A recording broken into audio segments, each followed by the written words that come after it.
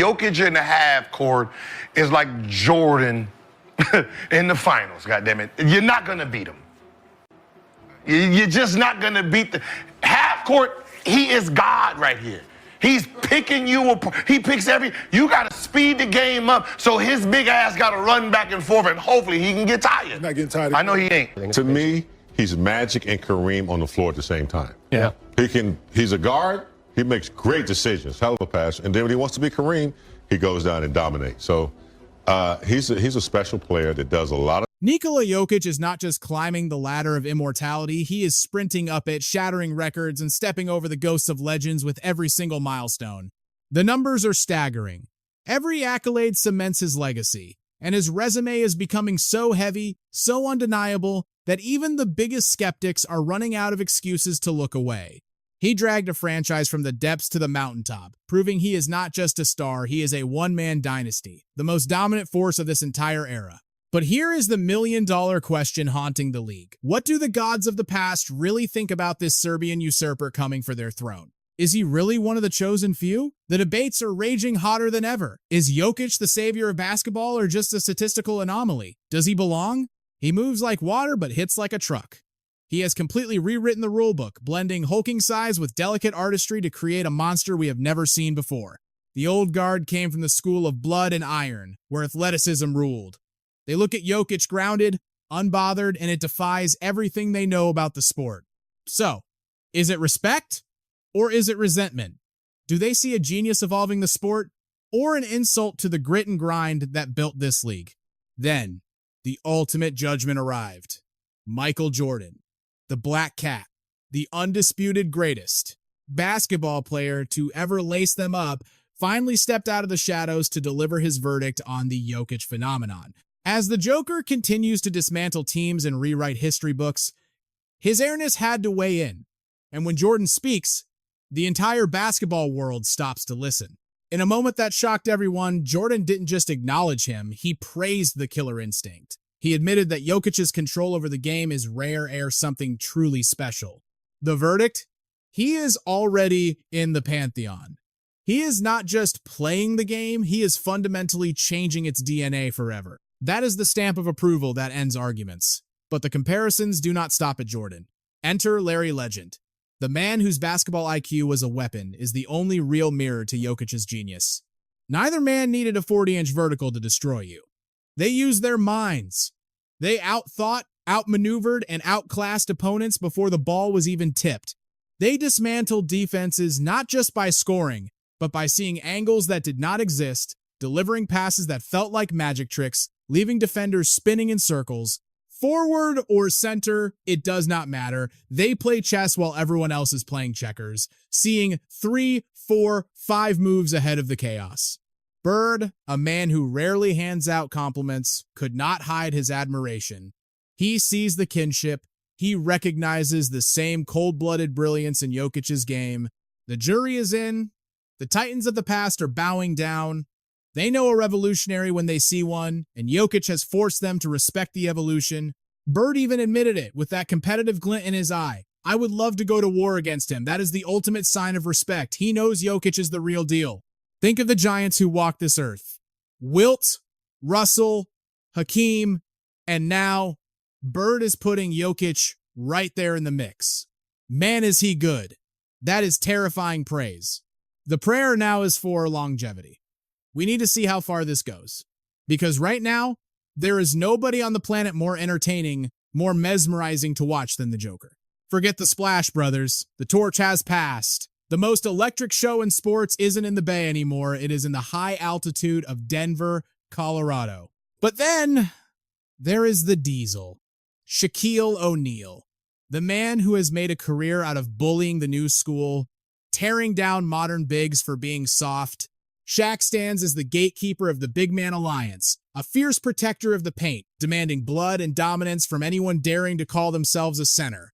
For years, he has been a nightmare for the young guys, dismissing their skills, laughing at their stats, and reminding everyone that in his day, he would have eaten them alive. But Jokic? Jokic is different. The criticism hits a wall.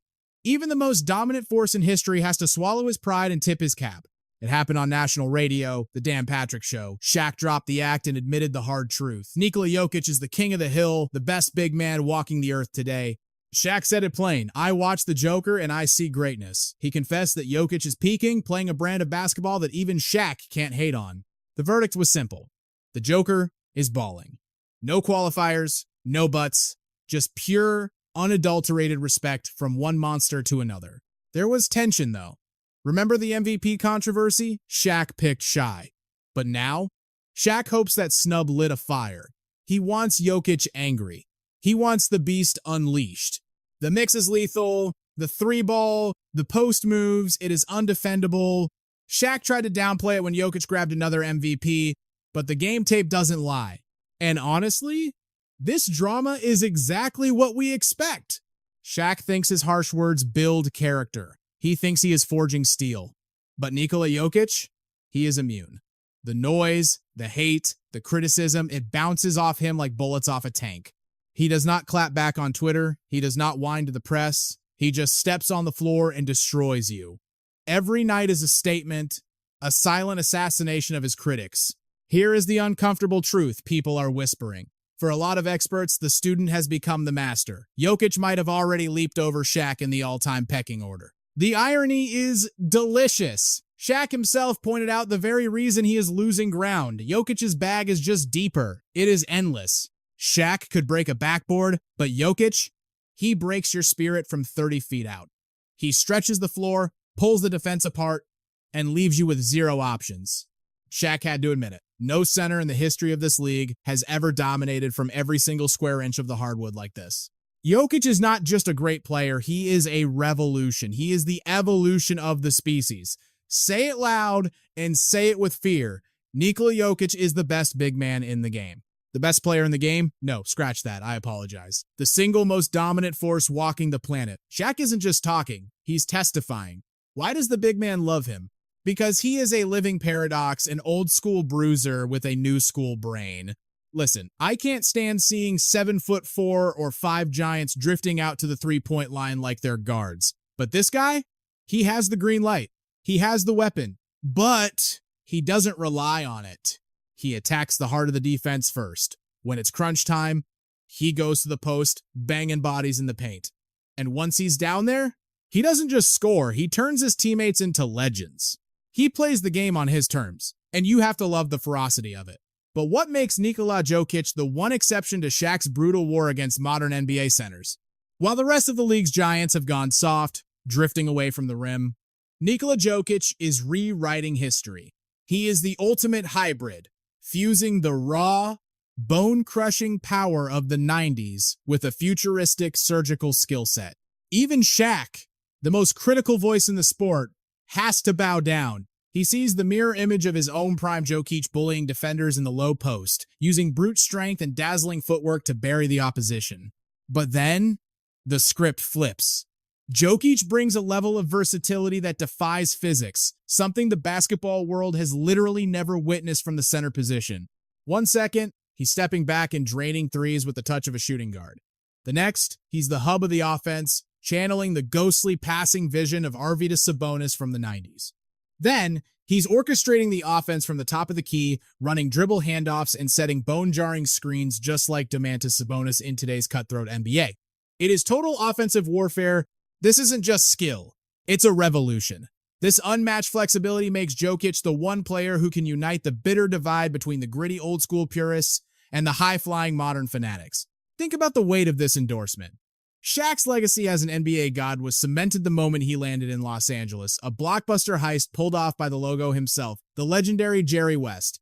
We are talking about the architect of dynasties. During that exact same era, West staked his reputation on a high school kid named Kobe Bryant, proving once again that he possesses a supernatural ability to spot greatness before anyone else even knows it's there. So when a man with that kind of resume opens his mouth to speak on Nikola Jokic, the entire basketball world needs to shut up and listen. This is gospel. Jerry West didn't just watch history, he lived it. He has stood shoulder to shoulder with the towering titans of the sport. He shared the court with the mythic Wilt Chamberlain. He went to war against the insurmountable Bill Russell. He coached the skyhook master, Kareem Abdul-Jabbar, and he built the Lakers empire around the Diesel, Shaquille O'Neal. He was the mastermind behind the Showtime Lakers of the 80s, an era defined by Magic Johnson, the first giant to ever truly run the point. He has seen every single evolutionary leap in basketball history. So when West heaps this kind of praise on Jokic, he isn't just complimenting him, he is carving his face onto the Mount Rushmore of the all-time elite. He's a joke, okay? The guy is an absolute joke. West exclaims, almost in disbelief. You look at him, just watch him. He plays a different sport than everyone else. People look at him and they want to focus on what he can't do. Oh, he doesn't jump, he doesn't run fast. Stop it. If you actually watch him around the basket, he's lethal. He'll shoot it, tip it, catch it on the rebound, and put it back in before these athletic guys can even get off the floor. That right there, that tells you everything. With those words, Jerry West exposes the brilliance that casual fans are too blind to see. It's the micro details of Jokic's game that make him a nightmare. West is spotlighting the impossible touch, the genius-level basketball IQ, and the sleight of hand dexterity that separates Jokic from the pack, traits that allow him to snatch rebounds and dictate the entire flow of the game without needing a 40-inch vertical or explosive speed. While others are wasting energy leaping into the rafters, Jokic is already 3 steps ahead, using strategic positioning and anticipation to dominate in ways that leave opponents baffled and broken. But not everyone is buying the hype. Enter the antagonist, Gilbert Arenas. The Agent Zero of skepticism, famously critical of European talent, has launched a crusade against the Joker. On his podcast, he doubles down, echoing the loudest hate from the cheap seats and refusing to bend the knee to the dominance of the Nuggets superstar. Jokic is probably, statistically speaking, when you look at the overall game, the worst MVP winner in history. I'm telling you, he is the worst MVP winner of the last 40 years. The accusation hangs in the air. Why? Why would you say that? Because when we talk MVP, historically, the guys who win, their teams were in first or second place. That's the standard. The people who took home that trophy, they led their squads to the top of the standings. First and second. Period. But here is the fatal flaw in Gilbert Arenas' attack, a fundamental misunderstanding of what most valuable actually means. The award has never been a participation trophy for the best roster. Look at the league right now. You have juggernauts like the Cavaliers and Celtics destroying the competition, but their stars aren't necessarily running away with the MVP. Why? Because their dominance is built on a machine-flawless team construction rather than one man carrying the weight of the world. Now look at Denver. The Nuggets are walking a tightrope with zero safety net. They lack depth. The supporting cast is questionable at best. Yet Nikola Jokic drags them into the fire and transforms them into one of the most terrifying teams in NBA history. When he is on the floor, they are championship contenders. The moment he sits down, they collapse. They struggle to look like a professional basketball team. That is the definition of value. His ability to elevate mediocrity to greatness is precisely why he owns the league. Arenas calling him a statistical weakling? That is objectively false. Jokic doesn't just put up numbers. He shatters the record books every single night, posting stat lines that look like typos throughout the regular season. This hot take doesn't expose Jokic. It exposes Arenas. It proves he simply isn't watching the games. Let's shift gears to a voice that commands respect in the trenches. Charles Barkley, the heart and soul of times, inside the NBA asterisk, sees a completely different tragedy unfolding. As a former dominant force himself, Barkley has zero filter. He is famous for his scorching honesty, and he is sounding the alarm. He has openly declared war on the Denver Nuggets front office, arguing that their management is committing a crime against basketball by failing their franchise player. Barkley sees Jokic for what he is, a once-in-a-lifetime phenomenon, and he is screaming from the rooftops that the franchise is failing to surround him with the help he needs to secure a dynasty. Having lived through the wars himself, Barkley knows the pain of carrying a team alone. Charles Barkley knows the crushing weight of betrayal better than anyone. He spent a Hall of Fame career dragging mediocre rosters to the brink, only to be let down by front offices that refuse to go all in. That is why his scorched earth critique of the Denver Nuggets is terrifying. He sees history repeating itself with Nikola Jokic, and he is screaming to stop the train wreck before it happens. Sure, they hung one banner, but then they started shedding talent like it was nothing. When you have a generational god on your squad, one ring is not enough. You have to be ruthless. The clock is ticking. Jokic just signed for another 5 years, and yeah, his game does not rely on jumping out of the gym, so he will age gracefully. But that is no excuse to get complacent. I am telling you right now, do not throw away this man's prime. He is the undisputed king of basketball. Stop being cheap and get greedy for greatness before it is too late. You only hear this level of panic when we are talking about the pantheon of gods. We saw this nightmare unfold with LeBron James during his first run in Cleveland. We watched Kevin Garnett waste his absolute peak war years in Minnesota because management could not get it together. Are we watching the sequel in Denver? Incompetent management is the silent killer of legends. Icons like Charles Barkley know that pain intimately, and he refuses to stay silent while another legacy is put at risk. He understands that without a killer front office, you are just spinning your wheels. Enter Joakim Noah, the defensive warlord of the 2010s who anchored Chicago with pure grit. His reign as a premier center was a flash of lightning, intense, violent, and short-lived, but the man left a crater in the league with his impact. Noah was the polar opposite of Jokic. He was a defensive savant with zero offensive bag, a grinder who lived in the mud, while Jokic is an offensive symphony. Fans remember Noah for that hideous tornado jump shot that became a meme, but real hoopheads know he was one of the smartest players to ever lace them up. Despite being cut from a completely different cloth, Noah looks at Nikola Jokic and sees something that blows his mind, pure, unadulterated brilliance. But here is the twist. While everyone worships Jokic's passing, the defensive specialist Noah sees the hidden gem that casuals ignore. Jokic's defense. The narrative is that Jokic is a traffic cone on defense, but Noah is stepping into the crossfire to shatter that myth. He says, "You are looking at it all wrong. We are witnessing a unicorn. We have never seen a guy dominate the game so completely while looking like he just rolled out of bed. It defies logic. He is not jumping over anybody. He isn't outrunning anybody. So how is he locking down possessions? How is he controlling the entire floor without breaking a sweat? I watch him during timeouts, and he is the general. He is physically grabbing guys, pointing them to their spots before the play even happens. He is playing chess while everyone else is playing checkers. Every single possession for the Denver Nuggets bleeds through him. He is the heartbeat, the brain, and the muscle all wrapped into one 7-foot package.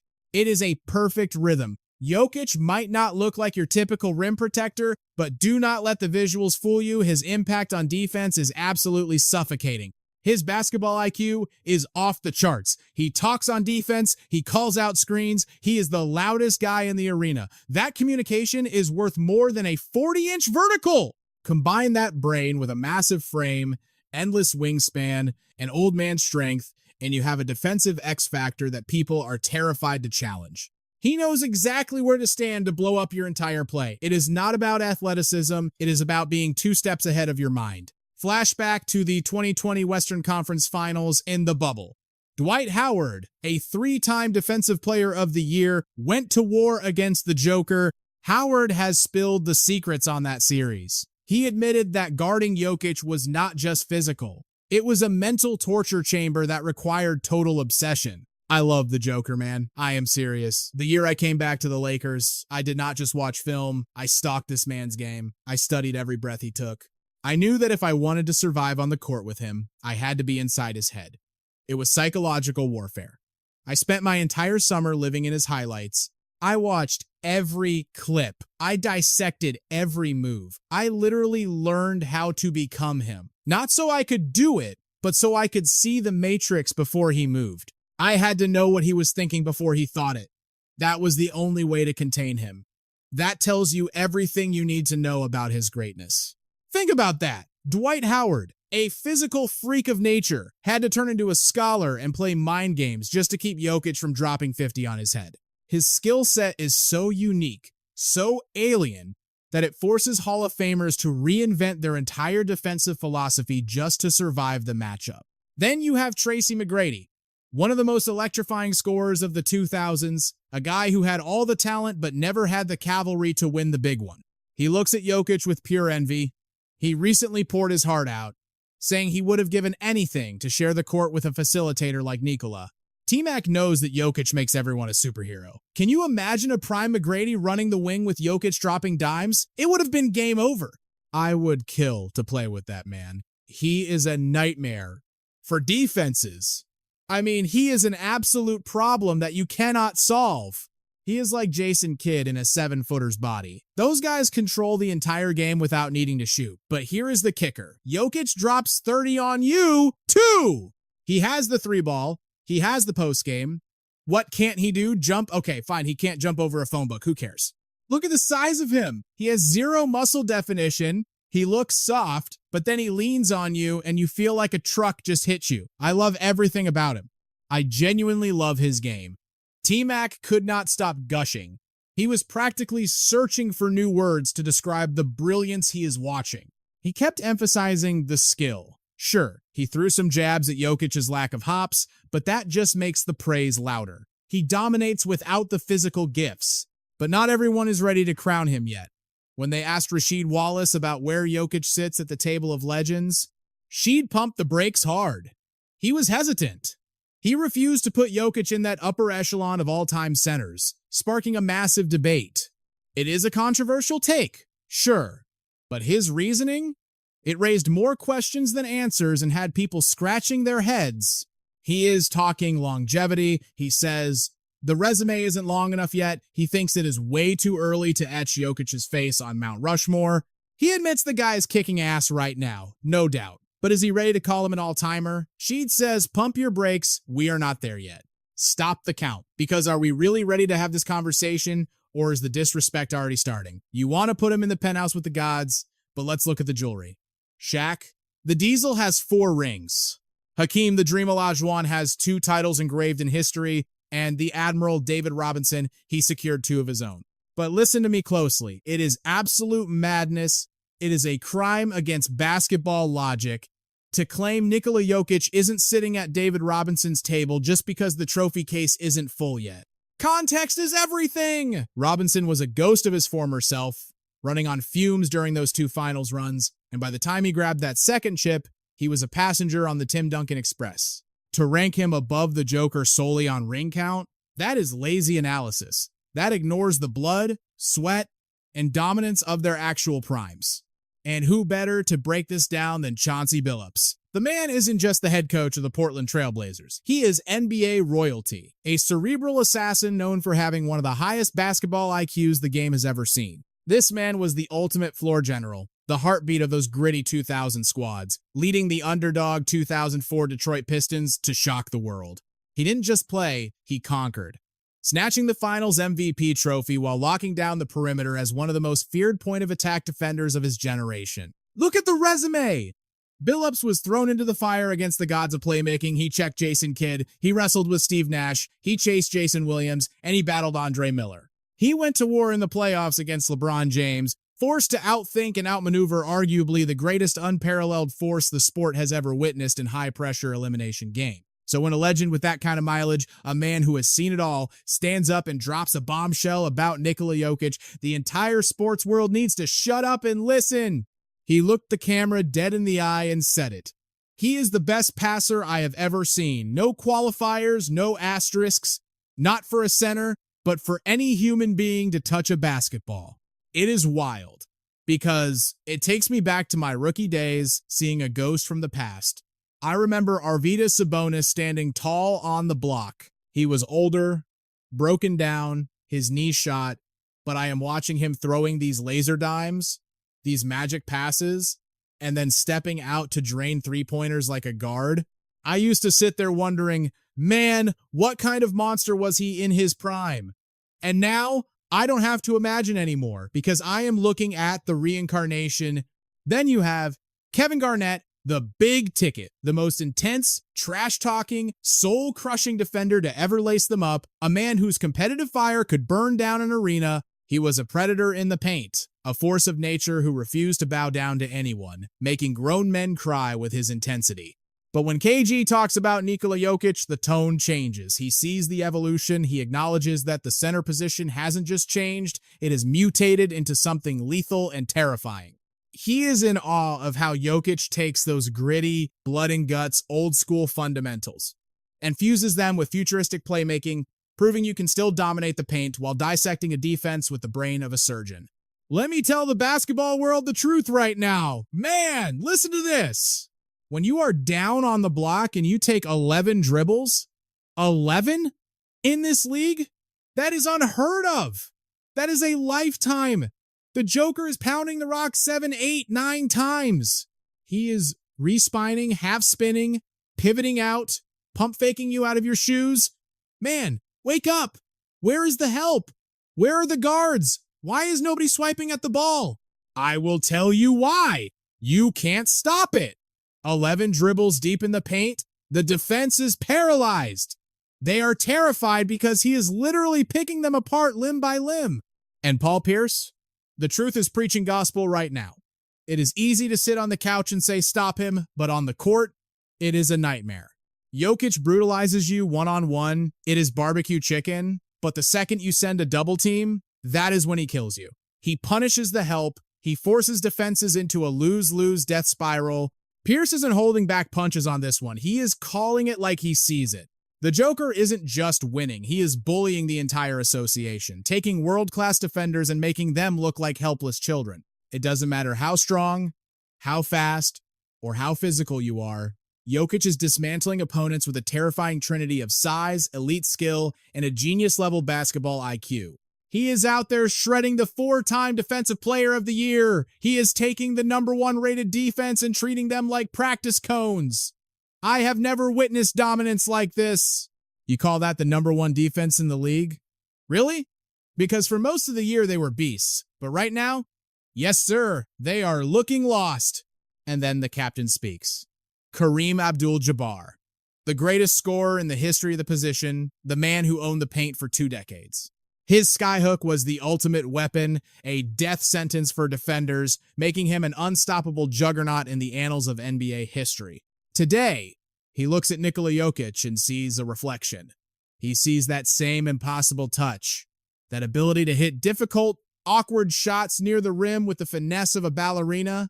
But Kareem points out the X factor, the superpower that separates Jokic from every other giant to ever walk the earth. His playmaking is God tier. Abdul-Jabbar admits it. He was a scorer, a terminator. But Jokic? Jokic elevates the entire roster, orchestrating the offense like a conductor in the middle of a war zone. It is beautiful chaos, the way he whips that ball around the court. When the play breaks down, when there is nothing there, he finds the open man and delivers the dagger. And the setup? It is perfect, because he is surrounded by snipers who don't miss. Nikola Jokic is carving his face onto Mount Rushmore right in front of us, and the denial needs to stop when the icons of the game, the legends who built this league, are bowing down to his skill set. We are witnessing greatness. His offensive package is a cheat code, elite post moves, dead-eye shooting, and passing that defies physics, setting him apart as a unicorn in a land of horses. And stop sleeping on his defense! It is undervalued, but when you pair his hands with that massive IQ, he reads the game 2 steps ahead of everyone else. But this is the clincher. Jokic makes everyone around him a superstar. That is the mark of a true immortal. As we watch his career unfold, realize this. His legacy isn't just growing, it is swallowing the history books and reshaping the future of basketball forever.